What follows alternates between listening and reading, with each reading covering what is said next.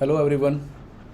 आज मेरे साथ हमारे एक बहुत ही इम्पोर्टेंट क्लाइंट हैं जिनका एक सवाल है कि एक आम आदमी को क्यों आर्किटेक्ट से कंसल्ट करना चाहिए, किसी कंस्ट्रक्शन प्रोजेक्ट को शुरू करने से पहले आर्किटेक्ट के पास क्यों जाना चाहिए।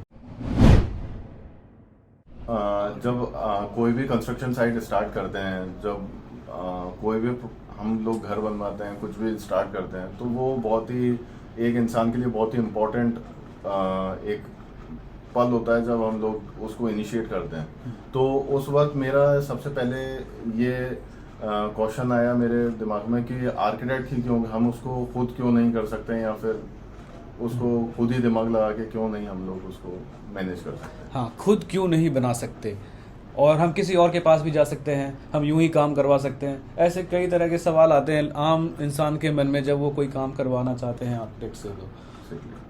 तो बेसिकली होता ये है कि it's not a big deal that you can not make your house. आप अपना घर नहीं बना सकते, आप अपने लिए स्पेसेस डिज़ाइन नहीं कर सकते, ऐसा नहीं है। आप कर सकते हैं, है ना। आपके पास वो नॉलेज और वो योजना होनी चाहिए पहले, है ना। किसी काम को सही अंजाम देने से पहले ये पता होना चाहिए कि उसको ख़त्म कहाँ करना है, how to end a work. वही एक सक्सेसफुल ड्रिल है। जब तक हमें यही नहीं पता है कि उस काम को हम ख़त्म कैसे करेंगे, वो कैसे हो पाएगा, नहीं हो पाएगा। और यूजुअली जनरली मैंने ऐसा देखा है कि a common public who is willing to took up a construction project, he is having no any idea that how much construction budget is gonna come, और इस कंस्ट्रक्शन को पूरा होने में कितना समय लगेगा, कितने लोग लगेंगे, और इस काम को बाइंड अप कैसे किया जाएगा और फोल्ड कैसे किया जाएगा। तो लोग इस चीज़ों का ध्यान नहीं देते। लोग लोकल कॉन्ट्रैक्टर्स या फिर local workmanship, labour contractors, civil engineers के पास चले जाते हैं कंस्ट्रक्शन कंसल्टेंसी के लिए, और इसका परिणाम काफ़ी बुरा होता है। काफ़ी ऐसे केसेस में मैंने देखा है कि काम अधूरा रह जाता है। क्लाइंट जो है वो सेटिस्फाई नहीं हो पाते चीज़ों से लेकर के, क्योंकि क्लाइंट को खुद उनके रिक्वायरमेंट्स का ही नहीं पता है कि इनके रिक्वायरमेंट क्या थे, उनको बनाना क्या था, वो ठीक से उनको समझा नहीं पाते। और जो लेबर कॉन्ट्रैक्टर है वो अपना मार्जिन और अपने पैसे और कंस्ट्रक्शन बजट को, एस्टिमेट को मैनेज करने में रहता है। इससे चीज़ों की क्वालिटी बिगड़ती है, कंस्ट्रक्शन क्वालिटी बिगड़ती है। और in some certain cases I have observe that कि ये डील जो है बहुत तरह के झगड़े और विवाद में ख़त्म होती है ना, after at the end of the construction, कि ऐसे कुछ झगड़ों और इन सब मनमुटाव के कारण ये चीज़ें ख़त्म होती है लास्ट में। So this is why an architect is required to take up your responsibilities, है ना। जो आपने सोचा है मुझे ये बनवाना है, वो बनवाना है, मुझे घर बनवाना है, मेरे अपने लिए स्पेस बनवाना है, तो आपके रिक्वायरमेंट्स को फ्रेम करके उसे ड्राइंग्स का फॉर्म देने का और टेक्निकल ब्लूप्रिंट्स तैयार करने का काम एक आर्किटेक्ट का होता है। और इसकी मदद से वो आर्किटेक्ट आपको कंस्ट्रक्शन बजट फॉर्मुलाइज करके देते हैं कि ये कंस्ट्रक्शन बजट है, आपको इस चीज़ के लिए तैयार होना पड़ेगा। एट द एंड अगर आप अपने बजट को लेके कन्फाइंड नहीं है, रेडी नहीं है, तो you shouldn't hook up any project, है ना। This will bring you to a horrible ending, है ना। और इन डिस्कशंस के बाद फिर बारी आती है प्रॉपर प्लानिंग और एग्जीक्यूशन की, जिसकी जिम्मेदारी आर्किटेक्ट की होती है। So basically architect is a link between your project and you to deliver you the first class thing, to deliver you your imagination. जो आपने इमेजिन किया था, सोचा था, वो आपको उससे बढ़ के देने का काम होता है एक आर्किटेक्ट का। An architect is a person who is certified and authorized by Government of India.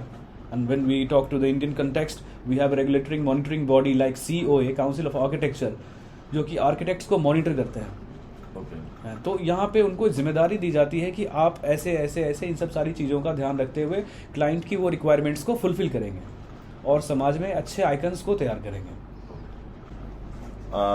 My next question is about budget.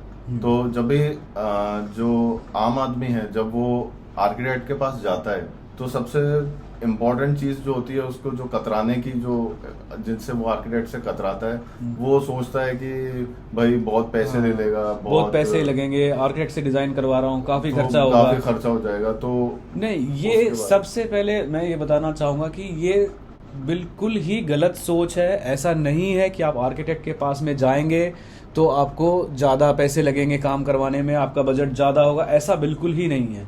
N architect always try to limit your budgets, है ना। बीइंग अ प्रोफेशनल, एक architect हमेशा ये सोचता है कि चीज़ें आपके बजट के अंदर हो और उस बजट में कितनी बेहतरीन से बेहतरीन चीज़ें हो सके, आपके लिए कितनी बेहतरीन से बेहतरीन प्रैक्टिस वो कर पाए और आपको अच्छे स्पेसेस दे करके सेटिस्फाई कर पाए।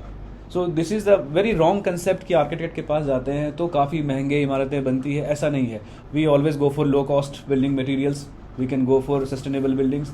और कुछ चीज़ें ऐसी भी है कि आर्किटेक्ट वन टाइम इन्वेस्टमेंट के लिए भी सजेस्ट करते हैं कि ये आपका वन टाइम इन्वेस्टमेंट होगा, but your building will be smart enough and sustainable enough to cut off your other regular expenses like electricity, light, ventilation. There are several other things कि जिसको आप बाद में चल के मिनिमाइज कर सकते हैं।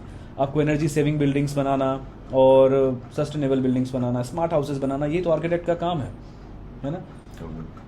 तो ये आपने अच्छी बात बताई। The next thing is about time. तो इसमें कितना टाइम इन्वेस्ट होता है डिजाइनिंग में?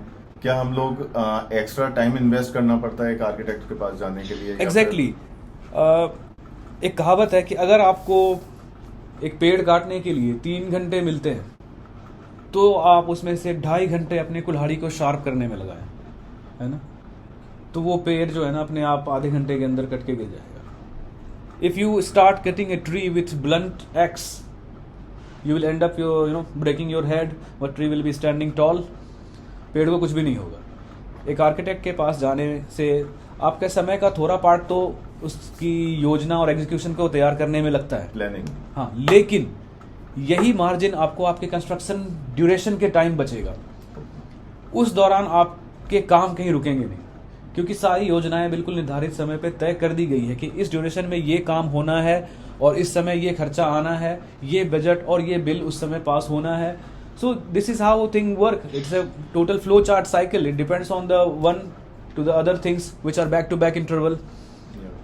तो ऐसा बिल्कुल भी नहीं है कि आर्किटेक्ट के पास जाते हैं तो समय ज़्यादा लगता है, ऐसा नहीं। बल्कि आर्किटेक्ट आपको एक एग्जैक्ट समय सीमा तय करके दे देते हैं कि हाँ इस समय में आपका काम हो जाएगा, जिसका आइडिया बिल्कुल भी क्लाइंट को नहीं होता कि if suppose if you are starting any project like hotel और रिसोर्ट और सम अदर थिंग, आपको नहीं पता है कि ये टाइम कितना लेने वाला है। But while consulting an architect, he will suggest you that this much amount of labor supply will be needed for this much month or this much hours of work. That's why we are said to be professional architects. Okay, thank you अमन। मैं appreciate करना चाहूँगा आपने जो information हम लोगों को दी, और मुझे लगता है कि कोई भी अगर कोई प्रोजेक्ट स्टार्ट कर रहा है तो They must consult an architect. हाँ, और उसको खुद से ही नहीं गड्ढा खोदना स्टार्ट कर देना बिल्कुल चाहिए। एग्जैक्टली। तो इट विल बी नाइस, उसी के लिए एक अच्छा हाँ, मतलब जो काम जिसके लिए है वो उसी को करने के लिए देना चाहिए। हाँ, मेरा तो यही कहना है। कहावत है कि जिसका काम उसी को साझा और करे तो डंडा बजे। एग्जैक्टली